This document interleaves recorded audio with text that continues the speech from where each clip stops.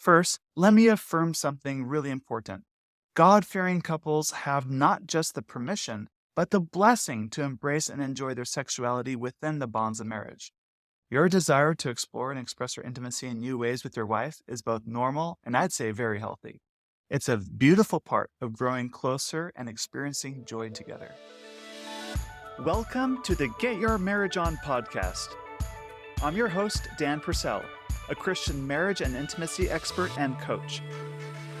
I'm on a mission to help couples have the best sex and most emotionally intimate marriages possible. Our episodes cover topics you've always wondered about and are packed with practical advice designed to help you take your marriage to the next level. Welcome to this episode of Get Your Marriage On. I'm so grateful you're here and so grateful that you listen to this podcast. We've got a great lineup of topics today. Today, we're going to address some questions that have come anonymously through our website, and we'll get to talk about some really exciting topics such as how to deal with sex and intimacy while you're pregnant and postpartum. We're going to talk about what to do when you're hesitant about taking sexy photos or nude photos of each other, what to do when you have a spouse that's obsessed with swinging and you disagree with it, and also the last one we'll address is how one couple is in a situation where a masturbation habit is interfering with intimacy and pleasure for the couple. We recently polled our Instagram audience. Thank you if you follow me on Instagram. I love what you say. I love your comments. And it's a great way to kind of interact with you, kind of behind the scenes. If you don't follow me yet, it's Get Your Marriage On Instagram is where you'll see me. In a recent poll, over 700 of you marked that 2/3 of you wish sex was better in your marriage. I'm just grateful that you're here. This is the right place to be. I love and care about you. I think about you constantly, and I prepare these podcast episodes with you in mind. If there are other future topics that you would like me to address, please reach out to me. I'd love to hear what's on your mind, how I can help you in your marriage. That's what I love to do. I also want to thank you for reviewing this podcast. I recently received this review on Apple Podcasts, and this is what the person said. The podcast is a service to married people like myself who need a voice out there who understands that sex, faith, and committed desire can all exist and thrive together. Dan's passion and curiosity lead to some amazing insights. The guests bring in a wide range of perspectives and welcome suggestions on how to take your relationship into an even better place than it is today. Listen to this alone, or better yet, with your spouse. You'll be glad you did. Thank you for that wonderful review. If you leave a review on Apple Podcasts and I read your review on the air, if you'll then email support@getyourmarriageon.com to let me know that you heard it, I will mail you a gift in the mail. So take a moment right now and open up the Apple Podcasts app and leave a review for Get Your Marriage On. And speaking of the podcast, recently we changed the artwork for a podcast cover. Let me know what you think. It has a photo of Emily and I there instead of just a blue square. Emily and I got a photo shoot done recently, and we frankly like the new photos.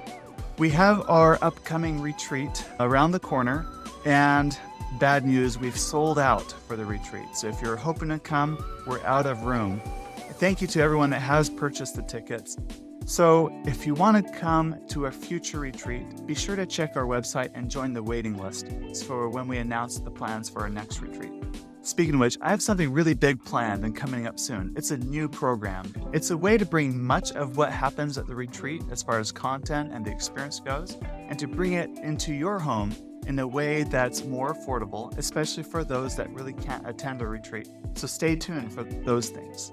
Today is a Q&A episode. These are people that have sent in questions anonymously, and I sincerely appreciate your questions. I appreciate you're willing to open your heart and trust me with some of the difficulties that you're facing when it comes to sex and intimacy in your marriage. I honor you and I'm grateful for your thoughts and questions. Now, I get lots of questions and I can't address all of them, but I will do my very best to address all the ones that I can. If you want to send me a question, it's really easy. You go to getyourmarriageon.com, click on resources, and then anonymous questions. And it's just a 2-question form, super easy. We've had 2 questions recently about building a good sexual relationship while pregnant and after pregnancy.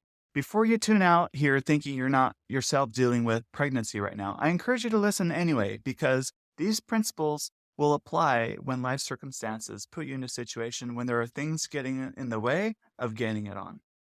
I'm grateful for these couples that have asked us questions about navigating sex and intimacy during pregnancy. Emily and I have 6 kids, and we've had 9 pregnancies together. So, from personal experience, I get that this can be a really tricky time. My youngest is now 6 years old, though. So, an answer or a perspective coming from someone who's in the middle of pregnancy right now might be more helpful to these couples that ask these questions. So, I reached out to my friend Sally, who is currently expecting her 6th child, to share a few things from her own perspective and experience about navigating sexual intimacy during pregnancy. I figured this would be more meaningful than just me sharing my own insights. So, here's a snippet of our conversation. So, Sally, you're about to have a baby. When's your baby due? Couple of days now. We're just counting the days. So this is Congrats. number 6. Been there, done that. Congratulations. Thank you. Good. So, Sally, I have had this question come through. It says, I'd love for you guys to do a podcast on intimacy during sex. We've had a high risk pregnancy, which means no intercourse. I'd love to hear some ideas on how to keep things going, even during a time like that. So, Sally, what do you think about that?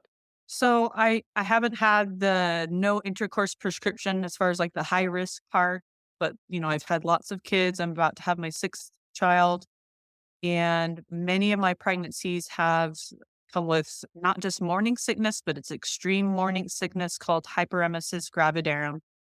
Mhm. And it's not very common. I think it's like 2-3% of women get it. So a lot of people don't understand it. Uh-huh. But I had IV fluids for about 3 months every single day, which meant, I was just a barely functioning person as far as a spouse, a mother, and just as an individual. I was just truly getting by. Uh-huh. So the pregnancy begins very difficult for me. Lucky for me, the hyperemesis does not last all 9 months, which can happen for some women, but definitely presents a lot of difficulties in my relationship. My husband is taking on a lot more, being pretty much mom and dad, taking care Right. of our household, taking care of our kids. And I slept a lot. So time for us to connect intimately was definitely limited and not necessarily something that was at the top of my list because I'm just barely functioning, like I said. Hmm. So, what does that look like? What can it look like? I think a lot of it was just the simple act of intimacy, not necessarily intercourse itself, but his love was shown for me in so many different ways. Yeah. Just the things that I mentioned, him carrying the load of so many other things is definitely like a turn on for me. Like I want to have that sexual relationship with him. It's driving that desire, but my body maybe isn't actually in the place and in the space to do that. Does that answer your question? Yes, that does. And now that you're about 9 months along, Yes. ways do you and others in pregnancy adjust to have a thriving sexual relationship with your husband, even while you're still. Yeah. Yep. So very pregnant. What's different about this pregnancy from the past is because my husband and I are in a different place in our relationship, a better place. I actually have desire to have sex, even almost to the day here. I'm a few days away of giving birth. Uh-huh. And I have noticed in myself, like, that's a big change, Mhm. our relationship. Often pregnancy was used as an excuse of like, okay, hands off, like, leave me alone. I'm pregnant. I'm doing enough already. Like, I've already got enough going on in my body. I don't need one more thing. And so it was used as an excuse of like, leave me alone. Don't touch me. Mhm. And so I can see the change in our relationship just in that fact, like, hey, actually, I want this. Hey, actually, it could help me have a baby. Let's try that. Yes, maybe, exactly. maybe it'll work the magic here the next couple of days. Uh-huh. Um, what we've just different approaches, like, so maybe actual intercourse is not an option, or I'm not feeling well, or I'm too tired. Like those are realities of pregnancy. Mhm. So other options are just like mutual masturbation. Like it's still there. We're still connecting. He can use a condom. There's other things out there. Like I'm not sure what they're called. They're like a little egg thing, Yeah, something that yeah. kind of Uh-huh. that fits over the penis but catches everything. So not as much mess there. Uh-huh. You Those are can the use Tenga your Easy Beat eggs. They're great, Yeah, they're right? great. They're fantastic. Like no cleanup, like just makes it so much easier. Vibrators for sure, but there's just being more open to different ways of connecting and pleasing each other and just feeling close. Like that's still something I have desired, like I said, even this far in pregnancy. I mean, we've used Dan, your app has if you wanna filter the sex positions, you put a tab there that says pregnancy safe. I think that's what it says, Uh-huh, pregnancy safe uh-huh, positions. We've explored that. With pregnancy, a lot of women experience, I don't know, second, third trimester varicose veins. They can also be vulvar, so vulva, varicosities, uh-huh, which can be really painful. And so exploring the different positions has something that we've had to try because it can like the day after sex can be really painful, like 24 hours where I just can barely walk around. uh-huh. So as we've explored different positions, that's helped. Like I've found what's worked and what hasn't. So just making small adjustments and a lot of communication. That's great. Do you think some couples confuse love for sex? And what I mean by that is you can be very loving through your sexuality, but some couples could use sex as a way of taking, but it's not really loving, yet they confuse sex for love. Oh, absolutely. Yes, definitely. And I think if that is the mentality, it's probably going to present in the relationship more, not just in the bedroom, but in a lot of areas of the relationship. Because then they think, well, if we can't have sex because we're having a baby, that means I can't love you or you can't love me because they Right. conflate the two. What about after the baby comes? We have another person that wrote in with this question. She says, how to be intimate postpartum, especially when there's no time for, as you're both focused on your child. Yeah, this is something that we have been discussing because with other children, other pregnancies, we've kind of just gone on autopilot. Like life is hard and we can't control it. We don't have any choice here. It's just going to be hard. So, with the things that we've learned and the way that our relationship is, we've had conversations, even as of, like a couple of days ago, anticipating, knowing that things are going to be hard like, we're not gonna sleep for a long time.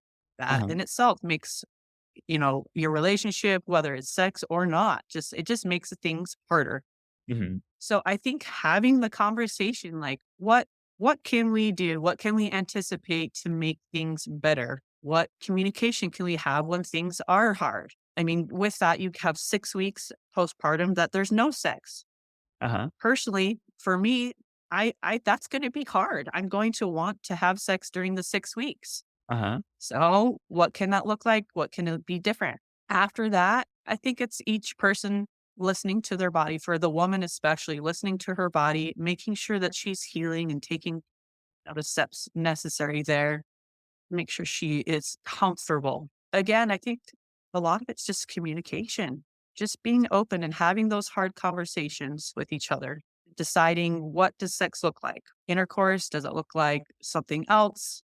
Mhm. How can you connect intimately without sex? Because that is absolutely, just as good and just as beneficial for your marriage. That is so good. Thank you, Sally. Yes. Thank you, Dan. Love talking with you. Okay, here's the next question I received. This man says, my wife and I have a wonderful marriage that has been enriched by your resources. We especially enjoy using your apps. Thank you. However, my question involves your Just Between Us app. I was exposed to pornography a few times as a teenager, but am grateful that I had never struggled with a pornography addiction.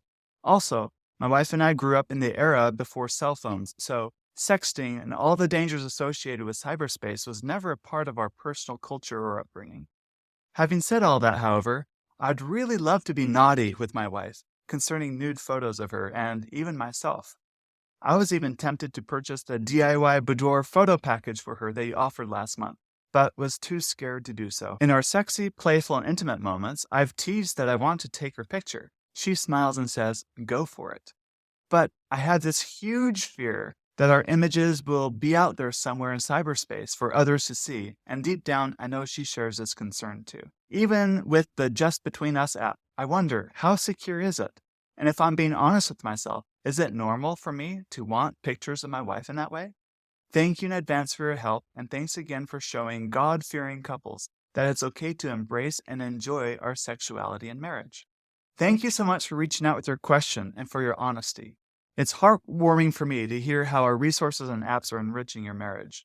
Your question touches on a very important, delicate aspect of marital intimacy, though, and I'm here to offer some thoughts and encouragement that I hope helps you. First, let me affirm something really important. God fearing couples have not just the permission, but the blessing to embrace and enjoy their sexuality within the bonds of marriage.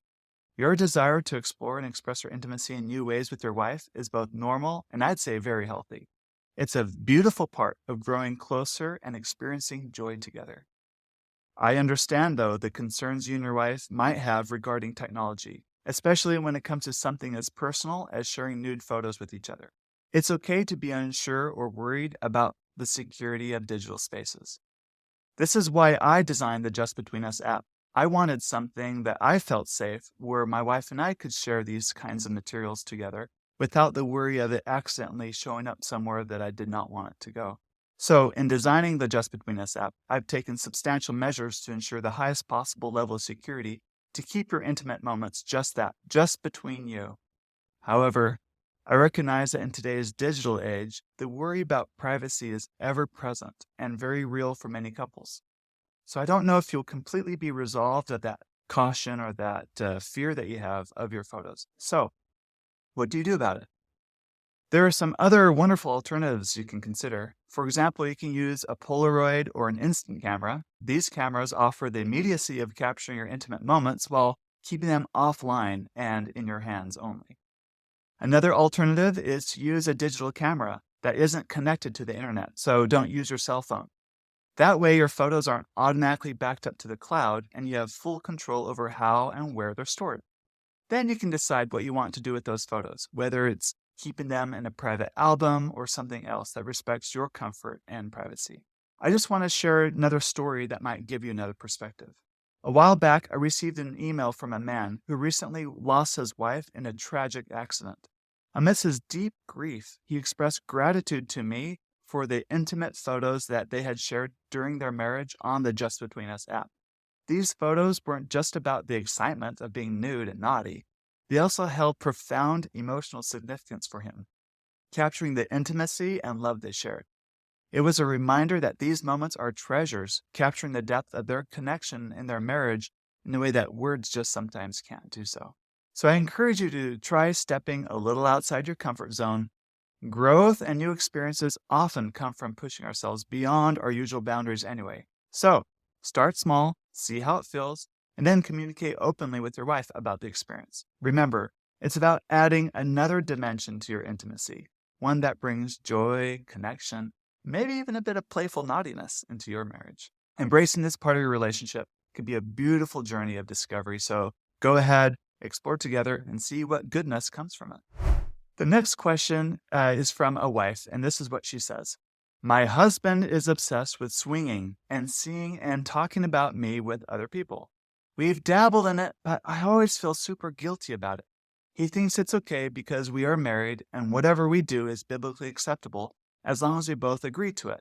I go back and forth. What are your thoughts? First of all, if those of you that aren't familiar, swinging refers to married couples, usually married couples hooking up with other couples, swapping wives, swapping husbands, and the lifestyle, it's a practice of having sex with other people besides your spouse.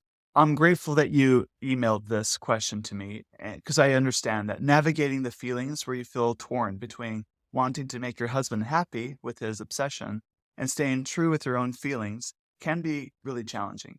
It sounds like you're caught in a tough spot, having to choose between your husband's desires and your own peace of mind.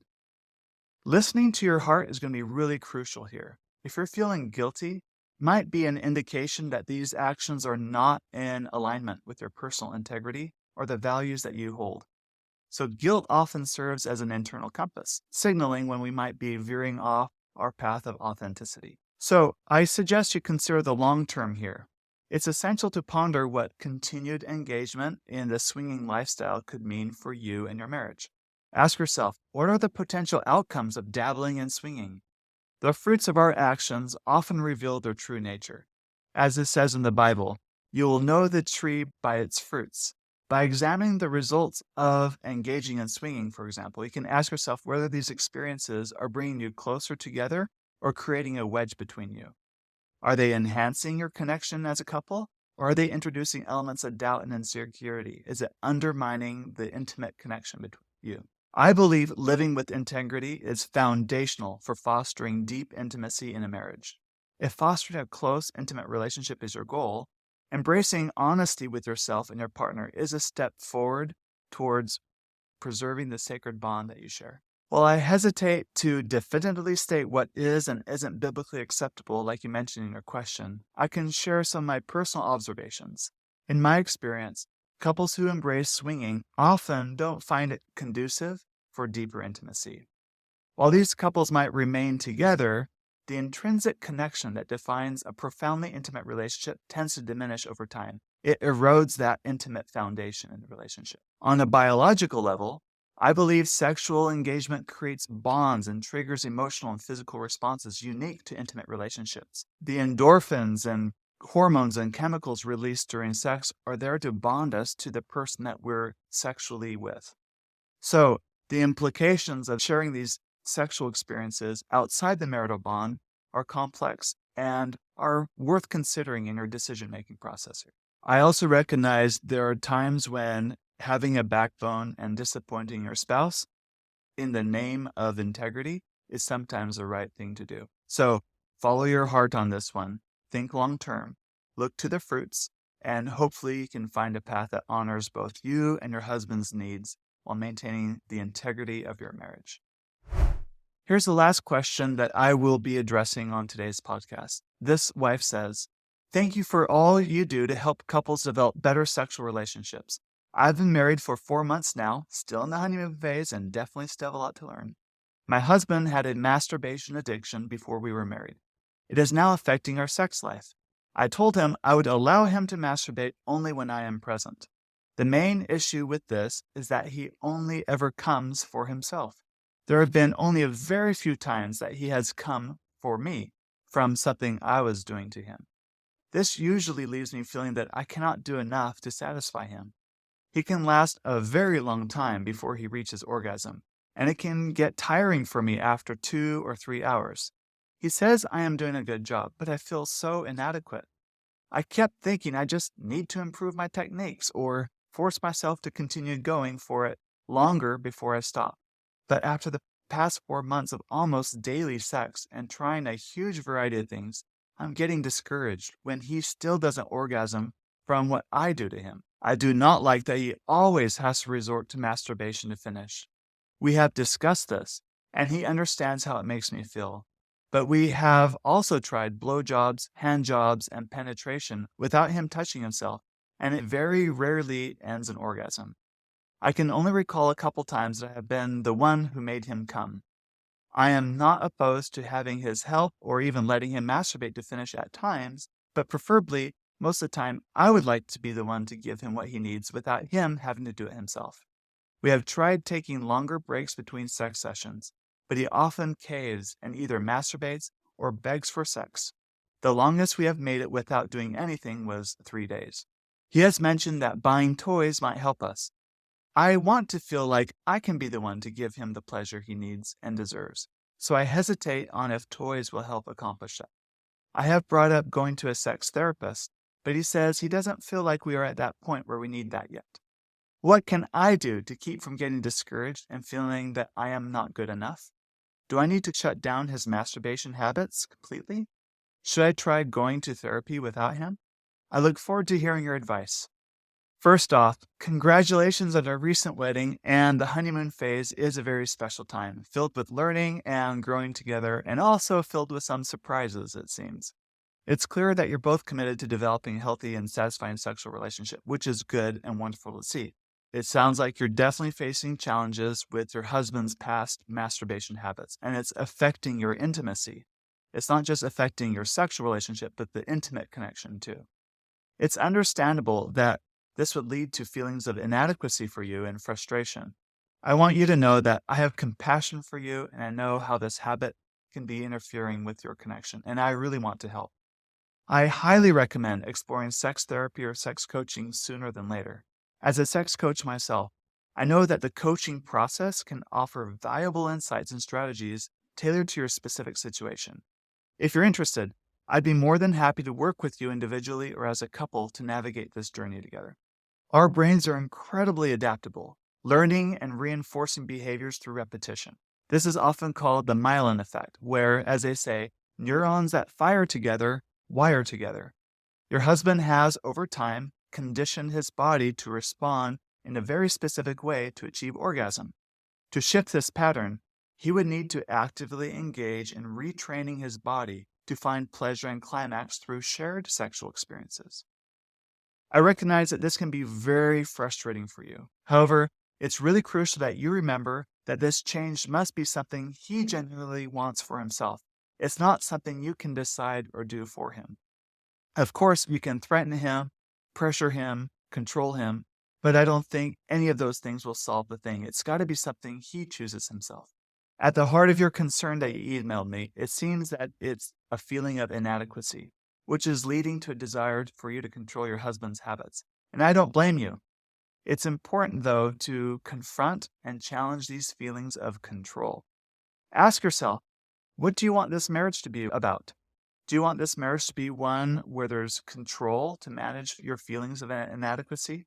Or do you want this to be a marriage that's about honesty, truth, and intimacy, even if it hurts a little bit at first?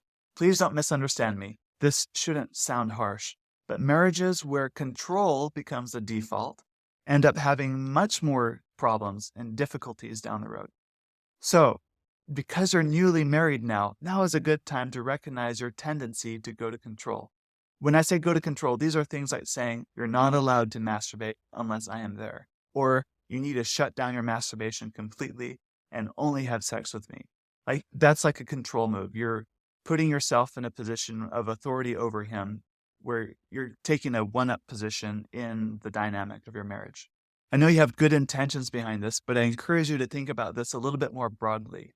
When you control his sexual behavior to satisfy your own inadequacy or to cover up your own inadequacy, it sets up your marriage in a power struggle that's going to continue for years.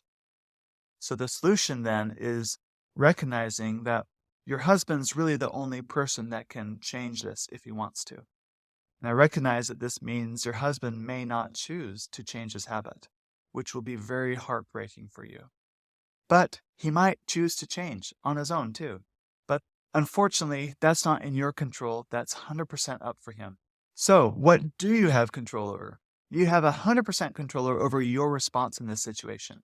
You can express your disappointment, your feelings of inadequacy, your heartache, and express how you wish sex between the two of you had deeper meanings. You can keep improving your technique. You can express how you don't want to resent sex with your husband, so let's not engage in the kind of sex where I just resent you all the time. You can also address your own feelings of inadequacy head on as well. I'm willing to bet that you're not as inadequate as you think. You're probably fully capable of sexually pleasing your husband. It's just a matter of learning how to do this together. Remember, the strength of a marriage isn't measured by the frequency or manner of orgasms, but it's by the depth of love, desire, connection, honesty, and openness you share with your spouse. You've taken a significant step by openly communicating your feelings about his habits. Continuing to be open and honest with him and have these dialogues with him about your feelings and struggles with your inadequacy is going to be really crucial for you two to keep growing together. I agree with you what you said about toys. I think toys can introduce new dimensions of pleasure. They can be a lot of fun, but they're not going to be a panacea for your underlying issues. Addressing your underlying issues of inadequacy is going to be first and foremost. And relying on toys as a solution might inadvertently reinforce the feelings of inadequacy you're experiencing if you don't address the root source of your inadequacy first. Remember, most couples committed to growth and understanding can overcome challenges, even big ones like this. It's about working together, staying open, being honest, and supporting each other through the journey. I highly encourage that you seek coaching, whether together or individually, because that can be a powerful tool to navigate these feelings and strengthen your bond. I just want to thank you for your support. I thank you for sending me your questions. Thank you for trusting me with the things on your mind and heart. I love providing resources to help you grow your marriage in a God-fearing, upbeat, and fun way. Thank you again for listening to this podcast. Please share it with your married friends. I'm sure they will thank you for life. And if you haven't yet, download our apps, the Intimately Us app and the Just Between Us app. Those two can also bless your marriage. Stay tuned for next week. We've got some great upcoming episodes planned for you. If you have a question you'd like me to address in a future episode and want to send it to me anonymously, you can do so at getyourmarriageon.com, click on resources and anonymous questions. Thanks and see you next week. Thank you for watching this video. Don't forget to subscribe, like, or even comment below, and go see what other wonderful videos we have that will help you strengthen your marriage intimately.